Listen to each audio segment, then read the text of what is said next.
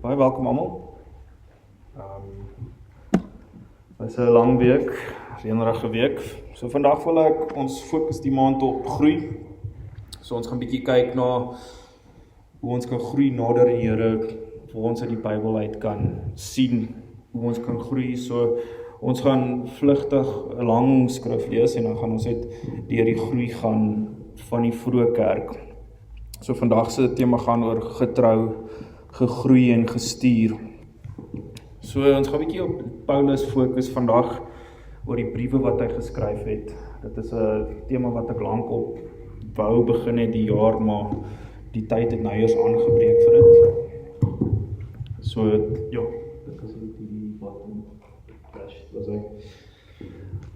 En vir my is dis iets wat ons, veral as jy jou teologie geswat het, hulle het baie gefokus op die vroeë kerk, hoe die vroeë kerk begin by die klein selle en waar dit alles sy basis gevind het en hoe ons nou is in die moderne tyd waar ons nou is. So dit was vir my nog altyd 'n baie interessante tema. So as ons na die bediening kyk van Paulus, sy getrouheid, hy het volhard tot die einde toe. Soos ons weet, hy was in gevangenis geneem en hy het nog steeds geskryf. En dan kyk ons na sy geestelike groei en hoe sy bediening gegroei het en gestuur. Hy was 'n apostel en 'n sendeling deur God gestuur. Wat ek baie op gehamer het al die jare is, waar die Here mens van afvat en dan waar die Here jou uit die einde kry. Die Here bereik altyd die volle potensiaal met elkeen van ons. En wat vir my altyd uitstaan is, die Here vat die slegste, soos ek al gesê het, ook die ongewenste. So as jy van Handelinge 9 vers 1 tot 19, ons gaan vinnig deur Handelinge 16 ook lees. So as mens na Paulus kyk, hy was voorheen Saul, hy was 'n fariseer en 'n vervolger van Christene. En die Here het daai spesifieke persoon gekies om die kerk era moontlik te maak. Want as ons weet, die evangelies was Matteus, Markus, Lukas en Johannes, so dan kry ons daai basis van Christus, en toe Christus gesterwe het die tempel in een geskeur, en toe het Christus opgegaan hemel toe. So nou kom ons in Handelinge waar die kerk era in plek geval het. Voor daai era was daar nie iets soos kerk, soos wat ons hier staan en soos ons hier sit nie. So Saulus was hierdie vervolger van Christene. Hy was nie op die pad om goed te doen vir hulle nie, hy was teen dit, hy was teenkantig teen dit. En ons weet die fariseërs het meer na die Ou Testament toe, na die ou wette en al die ou tradisies en goed gefokus. Hulle was nie op baie uitkyk van verandering nie. Maar ons weet, op sy pad na Damaskus toe, was hy op 'n missie, sorry vir die Engels, maar dis waar hy blind geword het en genees was weer. En dis waar hy Jesus ontmoet het. So ek gaan gou vinnig deur hierdie skrif lees. Handelinge 16 vers 9 tot en met 31. En Paulus het 'n gesig in die nag gesien. Daar staan 'n Makedonieër wat hom smeek en sê, kom oor na Makedonië en help ons. En toe hy die gesig gesien het, het ons dadelik probeer om na Makedonië te gaan. Omdat ons versekerd was dat die Here ons geroep het om die evangelie van hulle te verkondig. Ons het dan aangevaar van Troas en reguit gekoers gehou van die Samotrasee. En die volgende dag van Neapolis, die woorde is bietjie moeilik. En daarvandaan na Filippi, wat die eerste stad is van daardie deel van Makedonië, 'n kolonie. En ons het hierdie stad 'n paar dae deurgebring. En op die Sabbatdag het ons uitgegaan en buitekant die stad langs 'n rivier waar die gebruikelike bidplek was. En ons het gesit en die vroue gespreek en daar by mekaar gekom. En 'n vrou met die naam van Lydia en die purperverkoopster van die stad Thyatira, 'n goddienstige vrou, het geluister. Die Here het haar hart geopen en ag gegee en wat deur Paulus gesê is, en toe sy haar huisgesin gedoop en by ons aangedring en gesê, as ons u oordeel dat ek in die Here glo, kom dan in my huis en bly daar. En sy het ons gedwing. En terwyl ons op die pad was na die bidplek, kom 'n slavin met 'n waarseende gees ons tee, wat vir haar eienaars deur waarsêry groot wins ingebring het. Sy het Paulus en ons gevolg en geskree en gesê, hierdie manne is dienaars van God, die Allerhoogste, en hulle verkondig aan julle die weg van verlossing. En dit het sy baie dae lank gedoen, maar baie ontevrede daaroor, het Paulus hom omgedraai en vir die gees gesê, ek beveel jou in die naam van Jesus Christus om uit te gaan. En hy het op daai dieselfde oomblik uitgegaan, en toe haar eienaars sien dat die hoop van hulle wins weg is, het hulle Paulus en Silas gegryp en hulle na die mark voor die owerheid gesleep en hulle voor die regters gebring en gesê, hierdie manne bring ons stad in opskudding omdat hulle Jode is en hulle verkondig sedes wat nie ons geoorloof is om aan te neem na afskeer en bevel gegee om met stokke te slaan. Ek gaan net daar stop. So, as mens deur die briewe lees van sê Galasiërs, Korintiërs, Efesiërs, dit was spesifieke dorpe en ons gaan ook in hierdie preek kyk na wat die uitdagings was in hierdie spesifieke areas. Dit was onbekende areas, dit was vir ons is om na ander lande te gaan, dit was areas wat hulle nie geken het nie, hulle het met skeep gereis na hierdie areas toe. So Paulus was ook in 'n voorbereiding en 'n vroeë bediening, so ons gaan vandag ook kyk hoe mense ontwikkel na die groter toe. So na sy bekering het hy in 'n tyd in Arabië en later in Jerusalem deurgebring om leer en voor te berei vir sy reis wat hy gaan aanpak vir die Here. En dit is ook waar hy sy disippelskap en geestelike groei ontdek het. So as mens kyk na Handelinge 13 tot en met 28, dis waar hy sy sendingreise en kerkplanting begin het. Hy het wyd gereis om die evangelie te verkondig, om kerke te stig en sy briewe, sy was riglyne, bemoediging. Hy kon ook nie oral wees nie, so sy briewe was geskryf aan die gemeentes. So dis vir ons hierdie boeke van die Bybel ook kry, dis hierdie briewe wat Paulus geskryf het. En ek kan net dink wat sy uitdaging het is, as mens ook na daai skrif kyk wat ons gelees het, hulle het dadelik teenkanting gekry, hulle net die regte ding probeer doen, en dit is deel van die groeiproses.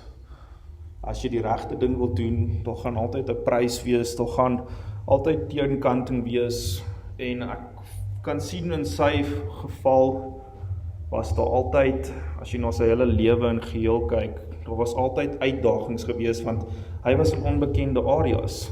Dit was die ywer en die dryf wat hy ook vir die Here gehad het. 2 Timoteus 4 vers 7 wys ons ook van sy volwassenheid en volharding in die geloof. So as ons kyk in die einde van Paulus se lewe, het hy bly bemoedig. Hy het vir Timoteus bly bemoedig, jong leiers opgelei. Hy het mense in plek begin kry om die kerk era verder te vat. So ons gaan kyk net hoe ons kan reflekteer op sy lewe. So ons kyk na ons kan kyk hoe die transformasie omhels het in sy lewe. So hy het 'n radikale verandering gehad. Hy het 'n transformasie gehad van volgeling van Christene na 'n persoon wat deel was van die kerkvorming, van die vroeë kerk. So dis ook hoe dit begin het, dit het in klein groepies gebeur, dit het stelselmatig begin opbou, want dit het ons daai riglyne gegee. So ons het al hierdie basisfondasie, al het die fondasie gelê vir die vroeë kerk. En dis wat die Here kan doen met elkeen van ons. Paulus het hierdie hele teenkanting gehad, en hy was een van die groter rolle gewees in die kerkera. As ons kyk na sy leer, sy verhouding het verdiep in die Here. Hy was moedig in sy geloof, hy het die evangelie gaan verkondig, hy was vreesloos, hy was 'n getuienis. Hy het jong leiers gekry, Timoteus en Titus, ons ken daai boeke ook in die Nuwe Testament. En dan volharding in die moeilike tye, hy het getrou gebly, al was hy gevangenes gewees. So, die prentjie wat ek ook gistermiddag opgesit het, daar was vir my 'n simboliek omtrent dit. Die hande wat geboei is, was vir my 'n simboliek van hoe Paulus aan sy einde geskryf het, die karakter wat hy was. En aan die peer wat hy vasgehou het, ons gaan nou by die peer kom, die peerboom, die groeiproses van 'n peerboom. Wat ek met die peerboom wil uitwys is, daar's 'n groeiproses. Dit vat baie keer langer. En die rede hoekom ek 'n peerboom gevat het is, hy vat lank om te groei, om vrug te dra. So, ek's nou nie 'n boer myself nie, maar ek het so 'n bietjie gaan oplees en 'n bietjie goed bymekaar gekry, net om 'n gehele beeld vir elkeen van ons te skep. So, as mens 'n peerboom kies, moet jy die regte tipe peerboom kies, want jy het jou klimaat wat jy in ag moet neem. So jy kry jou Europese pere, dan kry jy jou Asië pere. So jou Europese pere kort kouer winters, en dan jou Asië pere kort meer aanpasbare weer, en dit het nog steeds bietjie koue nodig, maar nie so baie soos die Europese weer nie. Meeste peerbome het nie selfbestuiwenheid nodig nie, maar jy kry twee verskillende tipe peerbome en die manier hoe hulle groei is ook verskillend. So dit is nou 'n praktiese voorbeeld, maar ek sal nou by die punt uitkom met dit. So die plant van 'n peerboom, dis nie net van jy plant 'n put en die ding begin groei nie. So jy moet 6 tot 8 ure se son in 'n dag. Die grond moet dreinerende tipe grond wees, en dan die standaard, die bome moet 6 tot 7 meter uit mekaar uit wees. En dan het jy ook stappe van, jy moet die gat so wyd soos die wortel, so daar's baie tegniese terme aan dit. Dan die versorging daarvan, water, jy moet weekliks water gee, veral in sy droogprosesse. Kunsmis moet jy lente, gebruik jy gebalanseerde kunsmis, dan moet jy hom snoei die boom, en dan moet jy keer teen siektes, vuurbrand, plantluise, en die lys gaan letterlik aan. Dan het jy die blom en bestuiving stap, waar lente is vanaf 3 tot 5 jaar, en dan moet die insektedoders mag nie gebruik word in die tyd van blom nie, en dis net een lang proses. So dan na jou suksesvolle bestuivingsproses, het jy die vrugvorming en groei. So jy moet sommige vrugte afhaal, die oorblywende groter vrugte laat groei. Dan moet jy 15 tot 20 cm tussen elke peer los. So dit is een langdradige storie. En dan het jy jou somerversorging. Dit hou, die grond moet vochtig gehou word. Jy moet 'n ligte snoei doen. So daar's redelik baie stappe aan dit. So as jy kyk na die volle tydlyn en oorsig, jou eerste jaar moet jy plant en wortelontwikkeling is jou fokus, dan jou tweede jaar is groei en vorming, en dan tussen 3 en 5 jaar is jou eerste blom en vrugvorm, en dan 5 plus jaar is eers wanneer jy volle vrug en produksie. So dis 'n hele 5 jaar proses. So werk elke boom verskillend, maar daar's 'n kompleksiteit daaraan. Dis nie net van ek plant die saadjie en môre het ek peervrugte nie, dis 'n letterlike 5 jaar. Jy moet afmetings doen, jy het hierdie proses wat jy moet volg. Ek is nou nie 'n expert in die veld nie, maar dit is die groeiproses. So ons kan ook dit reflekteer op ons eie lewens. Die groeiproses wat ons elkeen moet deurgaan. Die Here wil met ons elkeen 'n groeiproses hê. En elkeen, soos jy kan sien met die peerboom, al twee verskillende tipe peerbome wat ons van gepraat het verskillende tipe goed nodig. So ons kan dit ook reflekteer op ons lewens. Elkeen van ons stap verskillende paaie. Elkeen van ons kan ons sê is verskillende vrugtebome of wat ook al. Maar ons kan kyk na ons lewens en ons individualiteit. Die Here het net een van ons elkeen gemaak So elkeen van ons gaan 'n ander pad hê. Elkeen van ons gaan 'n ander tyd hê van vrug dra, maar dis 'n volle proses. Dis 'n proses wat gevolg moet word. En dis hoekom ons ook die Bybel as 'n riglyn het. Die riglyne is daar vir elkeen van ons. Ons elkeen kan met die Here praat. Ons elkeen kan in die Here groei. Ons elkeen kan verhouding met die Here bou. Dit is beskikbaar vir elkeen van ons. Elkeen van ons kan vrugte dra vir die Here. Maar jy kry ook die genadegawes. Die Bybel praat van gawes. Die Here het verskillende tipe mense in plek gestel. Sekere mense het sekere vaardighede. Jy kry die ene wat almal groei, dan kry die ene wat in die hoekie sit en niemand wil groei. So jy kry die verskillende tipe persoonlikhede ook. En daar's niks fout daarmee nie. Ek dink dit sou baie vervelig gewees het as ons almal presies dieselfde was. Maar die Here ken elke hart. Die Here het jou gemaak in jou individualiteit. Die Here het jou spesiaal gemaak. En jou groei en snoei en vrugdra proses vat baie keer langer as andersin of korter as andersin. En ons vaardighede en talente is verskillend. So die Here het vir elkeen van ons 'n spesifieke doel. Die Bybel sê ook vir ons, die Here gaan sy gees uitstort op alle vlees. Die Here het op die kruis gesterf vir elkeen van ons. Want ons elkeen, die Here wil daai groei in ons ontwikkel. En ons moet net die groeiproses vertrou. Ons moet net die groeiproses toelaat. So ek gaan vandag net deur die temas en die groeipunte kyk in die Bybelboeke van die Nuwe Testament. So Romeine, dis 'n tema van regverdigmaking deur geloof alleen. Daar was 'n verdeeldheid tussen hulle, die Joodse en die heidene nasies. So dit was hulle uitdaging gewees in die Romeinse area gewees en die briewe wat hy geskryf het, dit was om 'n eenheid in Christus te kry en 'n dieper verstaan van genade. So ons kan, wat mens na die diens ook kan doen, hierdie gaan ook op recording wees, so ek gee julle eintlik 'n bietjie huiswerk as julle belangstel. So ek gaan 'n kort opsomming op elke boek gee en dan waar jy in jou persoonlike lewe is, kan jy letterlik daai boek gaan lees en op daai groeipunt met die Here kom. So Romeine is as jy in 'n eenheid in Christus en die dieper verstaan van die Here se genade. Dan kry jy 1 Korintiërs.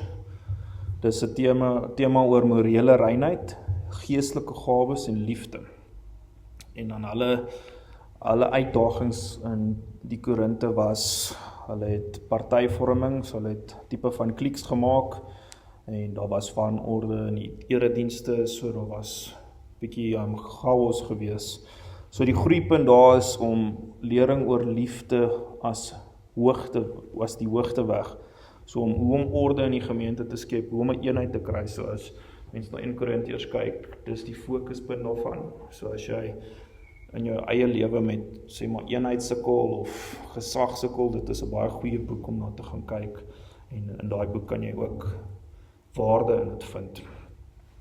En as ons ook kyk na al hierdie boeke, dit is spesifiek gewees, want dit was die uitdagings wat daai spesifieke kerke gehad het. Dan kyk jy na 2 Korintiërs, so dit gaan oor ware apostelskap, swakheid en die krag in Christus.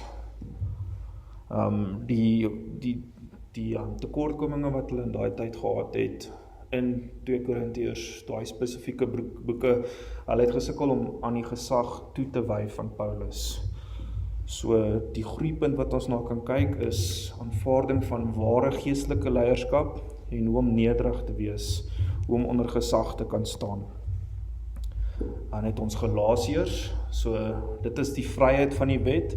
So die groot, as mens kyk na daai tydlyn, daar was baie kontras, want jy die Fariseërs gehad, hulle wou die wet heeltyd in plek gestel het, hulle wou die tradisies gehou het, en die Christelinge het 'n opstand gehad van hulle die genade van Christus, so daar was heeltyd daai kontras gewees.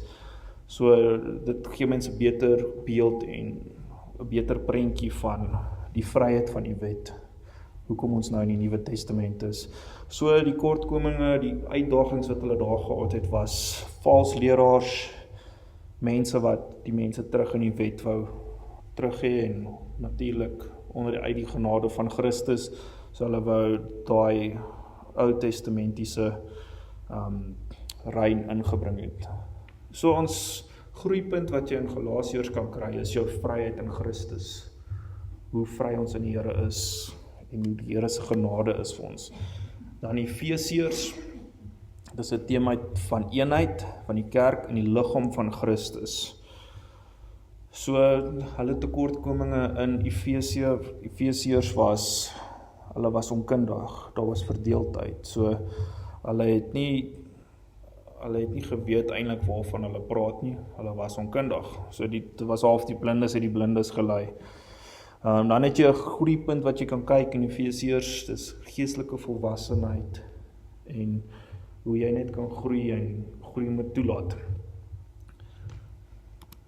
Dan het ons Filippense. Dit gaan meer oor vreugde in Christus in jou tyd van swaar kry. Soos ons nou deur hierdie boeke gaan, kan jy in jou persoonlike lewe daai spesifieke boek vat en gaan ondersoek doen in die week of in die aand of in die oggend wanneer jy 'n tydjie het. So in Filippense is dit hoe om vreugde te vind in die Here terwyl jy in 'n tyd van swaar kry is. So hulle uitdagings in Filippense was spesifiek tussen die individuele mense. So daar was verskille. Hulle het nie ooreengestem met alles nie. So mens kan ook 'n groeipunt ontdek in Filippense, die boek Filippense van hoe om ooreen te kom met ander. So nederigheid en hoe om te fokus op Christus as 'n voorbeeld. So ja, Filippense is nie 'n lang boek nie, maar dit is ook 'n boek wat jou kan bemoedig. Dan kry ons Kolossense. So dit gaan oor Christus se genoegsaamheid, die verhouding wat hy met ons wil bou. En dan die uitdagings vir die Kolossense kerk was die valse filosofie, die wettiese praktyke. So hulle was nog steeds in daai area en in daai gebied was dit vir hulle tekortkominge gehad het. So die groeipunt wat jy daar kan kry is hoe om Christus die fondasie te maak, hoe om Christus jou fokuspunt te maak. 1 Tessalonisense, dit gaan oor aanmoediging, voorbereiding vir Christus se wederkoms. So daar is soveel waarde in al hierdie boeke waar jy jou persoonlike lewe kan analiseer en 'n groei in jou seisoene, groei kan kry met die Here. Ek gaan nou weer verder gaan. Soos jy in jou lewe, soos as jy na jou laaste 5 jaar byvoorbeeld kyk, daar het soveel gebeur, daar het soveel dinge gebeur wat jy nie kon voorspel het nie. Daar is soveel goed wat jy nie altyd verwag nie. Daar's oomblikke waar jy iemand naby aan jou verloor tot die dood. Dit kan jy in 'n spesifieke seisoen sit, 'n moeilike tyd, 'n tyd van swaar kry. So dis hoekom ons ook al hierdie boeke het. Ons kan in hierdie boeke nader aan die Here groei en ons kan in hierdie boeke in 'n oomblik kom waar ons die Here opnuut ontdek. So die groeipunt in 1 Tessalonisense wat ons kan kry is hoe om troos en hoop en ons verwagtinge in die Here te plaas.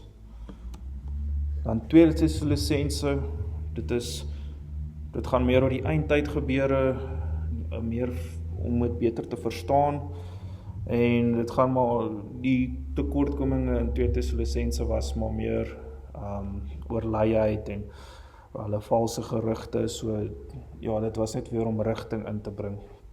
So die groeipunt wat jy uit dit kan kry is hoe om standvastigheid te kry en hoe om verantwoordelikheid te kry in die Here. Soos amper klaar met die tema. Dan het ons 1 Timoteus, dit gaan meer oor kerkorde, leierskap, ware leer. So as jy in 'n oomblik is waar dinge nie vir jou duidelik is nie, is 1 Timoteus 'n baie goeie boek. Jy kan, alle uitdagings was ook weer eens wanorde in die eredienste. Die menslike natuur verander. So die menslike natuur, ons het daagliks teenstrydigheid, ons het daagliks die sondige natuur, ons neig na sonde toe, so ons moet gedurig die Here soek, ons moet gedurig ons kruis neerlê. So die groeipunt in 1 Timoteus het meer gegaan oor opleiding van jong leiers. So as jy in 'n mentorskap is of jy is 'n mentor, is die 1 Timoteus boek 'n baie goeie briewe om deur te gaan vir riglyne. So 2 Timoteus gaan meer oor volharding en getrouheid tot die einde toe.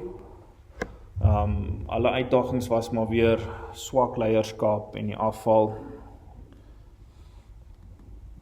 Ons is amper klaar met die. En dan Titus, ja, die tema wat ons daai gekry het is gesonde leer en goeie werke.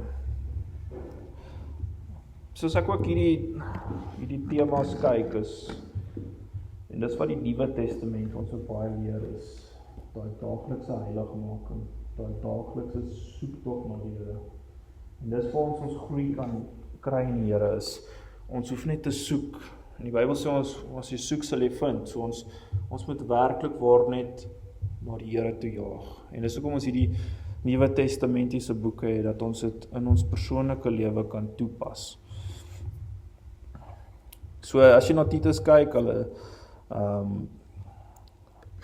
die groeipunt daar was orde en disipelskap, so dit het meer 'n struktuur in die kerk, dat die groeipunt is meer kerkstruktuur, so ja, dit is iets wat jy ons persoonlik op ons kerk ook kan reflekteer, wat se tipe sterk struktuur, hoe kan ons nader aan die Here ook groei. Ons is liggaam van Christus en ons is die bruid van Christus. So, dan wil ek net eindig met Filemon. Dit gaan oor Christelike vergifnis en versoening. So hulle het meer slawerny daai tyd gehad in Filemon, en dit was 'n sosiale spanning, so dit het maar meer daai fokus gehad, en jy kan in Filemon kan jy meer die liefde van Christus ontdek, en jy kan ook die uitdaging sien in daai tyd wat hulle self gevind het. So, as ons na die gehele beeld kyk, as ons na die hele beeld kyk van Paulus, sy lewensverhaal is baie interessant. Hy het baie uitdagings gehad. Hy het van 'n siening na 'n nuwe siening toe beweeg. Hy het na onbekende areas toe beweeg. Hy het nog steeds daai areas probeer groei in die Here. Hy het altyd probeer bemoedig. Hy het soveel pryse betaal vir wat hy geglo het. Hy was gevangene geneem en hy het nog steeds hierdie briewe geskryf aan hierdie gemeentes en briewe terugverwag. Daar was kere wat alle skeep het gebreek en hulle was op 'n spesifieke area en kon hulle nie verder gereis het nie. So die hele beeld van Paulus se lewe dit was nie 'n maklike pad nie. Maar dit het moontlik gemaak waar ons vandag is. Dit het daai fondasie gelê. En ons elkeen het ons eie spesifieke uitdagings. Ons het siekte wat oor ons kom, ons het allerhande verskillende uitdagings, sê maar finansiële uitdagings, maar dis wat ons hier uit kan reflekteer, dis wat ons hier uit kan leer is. Daar is uitdagings. Groeiproses het maar groeipyn eintlik. En wat jy vir die Here wil bereik, wat jy in jou eie lewe wil bereik ook, gaan nie altyd maklik wees nie. Maar ons het bemoedig, ons kan mekaar bemoedig. Ons is hier vir mekaar. My opinie is ook, as 'n gemeente, ons is hier vir mekaar. Ons kan mekaar bemoedig, saam groei. En ek voel ons het al reeds saam gegroei vanaf Januarie.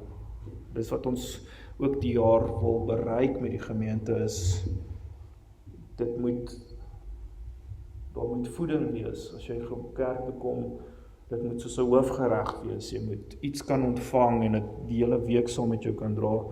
Ons het jare laas, ek dink ek was nog gelaaitjie, was hier tannie in die kerk en sy dit al opgesom as sy kom ontvang 'n stuk vleis of wat ook al, en dan eet sy stukkie vir stukkie deur die week.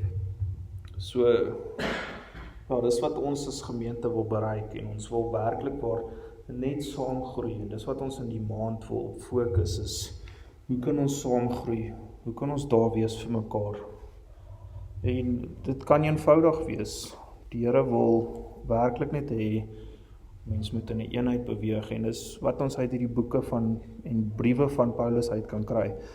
So ek gaan dit afsluit met die sleutellesse uit Paulus se briewe.